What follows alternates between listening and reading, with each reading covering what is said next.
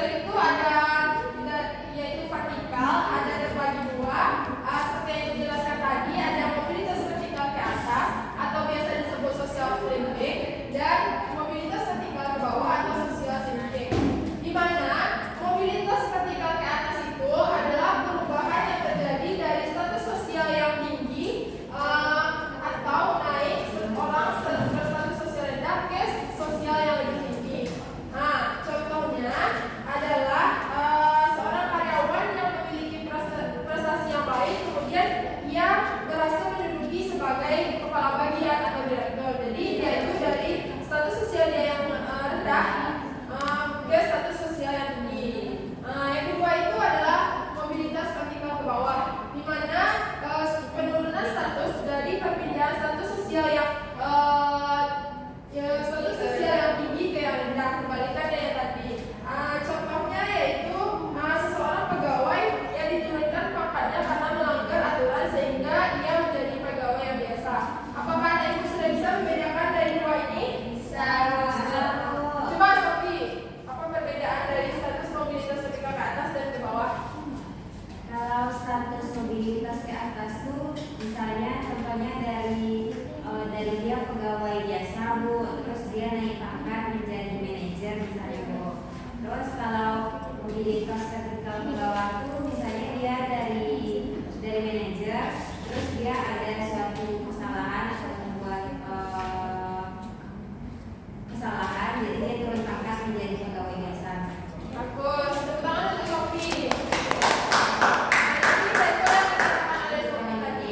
Selanjutnya kita lanjut kepada tadi kan mobilitas vertikal, sekarang mobilitas horizontal. Seperti yang kita ketahui, horizontal itu kan sama, ya sederajat. Yang mana mobilitas horizontal ini adalah perpindahan status sosial seseorang atau sekelompok orang dalam lapisan sosial yang sama, di mana peralihan individu itu atau sekelompok orang itu terjadi dari satu kelompok sosial ke kelompok sosial lainnya yang sederajat. Contohnya yaitu ada seorang kepala sekolah menjadi kepala sekolah itu di SMP A, kemudian pindah menjadi kepala sekolah ke SMP yang B. Jadi itu kan sama-sama jabatannya itu sama, tapi hanya berpindah tempat. Berarti posisi dalam status sosialnya itu tetap sama, hanya berpindah tempat. Sudah paham Anda Ibu? Paham, Bu. Selanjutnya itu faktor pendorong dari mobilitas sosial. Jadi mobilitas sosial itu ada faktor pendorong dan faktor penghambatnya. Faktor pendorongnya yang pertama yaitu faktor struktural. Ada yang bisa mencontohkan apa faktor pendorong yaitu faktor struktural? Adila? Kenapa Adila melamun saja Adila? Fokus ya Adila. Mia, bisa sebutkan contoh faktor pendorong yaitu faktor struktural. Bisa, Bu. Coba sebutkan Mia.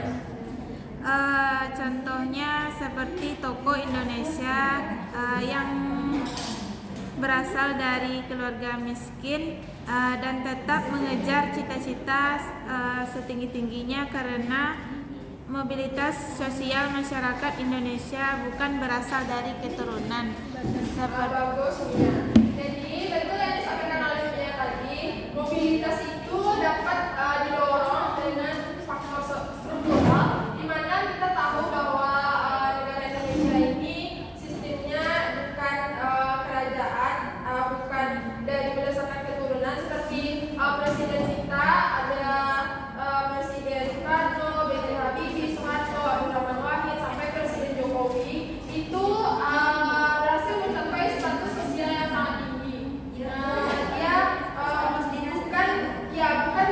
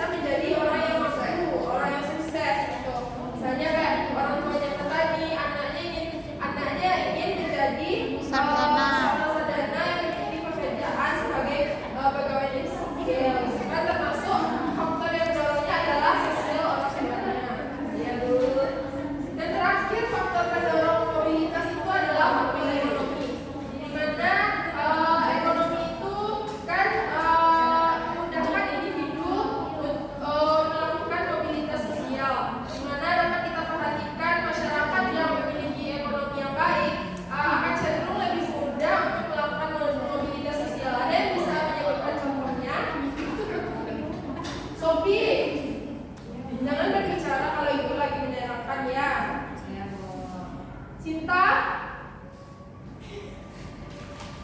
Sophie bisa menyebutkan contoh dari faktor ekonomi itu adalah faktor pendorong dari mobilitas sosial. Tadi kan Ibu jelaskan bahwa faktor ekonomi itu mendorong dari mobilitas sosial. Karena ekonominya dia bisa untuk mencapai mobilitas sosial. Bisa Bu, misalnya orang tuanya kaya Bu, terus dia bisa aja masuk pekerjaan di mana aja Bu, karena orang tuanya kaya. Oh iya, betul. Seperti yang disampaikan Sophie, bahwa misalnya dia orang tua yang kaya raya, terus orang tuanya itu bisa memodali anaknya untuk buka membuka usaha. Jadi dia anaknya bisa menjadi Seorang pengusaha. pengusaha sukses. Iya Bu. Bagus anak-anak itu. Selanjutnya ada yang ingin ditanyakan anak-anak itu terkait faktor pendorong mobilitas sosial? Tidak. Udah paham semuanya? Paham Bu. Bisa lanjut kepada faktor penghambat. Tadi kan faktor pendorong orang tersebut dapat melakukan mobilitas sosial. Sekarang ada faktor yang menghambat dari mobilitas sosial. Yang pertama, ada dua faktor yang menghambatnya. Yang pertama yaitu kemiskinan dan yang kedua yaitu diskriminasi. Kemiskinan itu yang pertama kita bahas terlebih dahulu. Kemiskinan itu dapat membatasi mobilitas sosial. Bagi masyarakat miskin, mencapai status sosial tertentu merupakan hal yang sangat sulit. Salah satu penyebabnya adalah pendidikan yang rendah. Masyarakat yang berpendidikan rendah berpengaruh terhadap kualitas sumber daya manusia. Akibatnya, tingkat kemudahan untuk mendapatkan pekerjaan terbatas.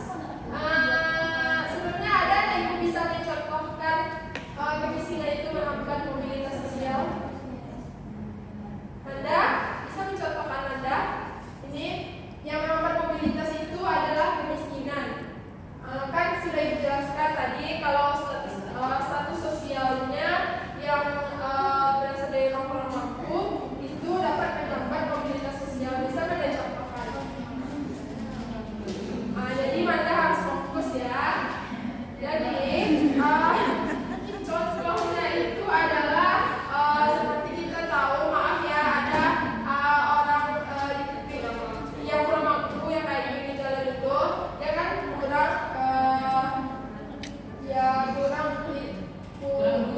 mampu, jadi dia kesulitan untuk melakukan mobilitas sosial karena keadaannya. Ya betul bisa. Yang kedua yaitu faktor penghambat dari mobilitas sosial itu adalah diskriminasi. Ada yang tahu diskriminasi itu apa? Coba sebutkan Sabrina, diskriminasi itu apa? Yang Sabrina ketahui. Penjajahan. Apa? Penjajahan. Perundungan. Kenapa? Penjajahan. Penjajahan? Ya, perundungan kayak Membedakan. Diskriminasi itu membeda-bedakan. Misalnya Sabrina pede, dia Makasih Bu. misalnya bisa tinggi, membeda-bedakan kulit, suku, padahal itu tidak boleh ya kan Ibu? Iya Bu.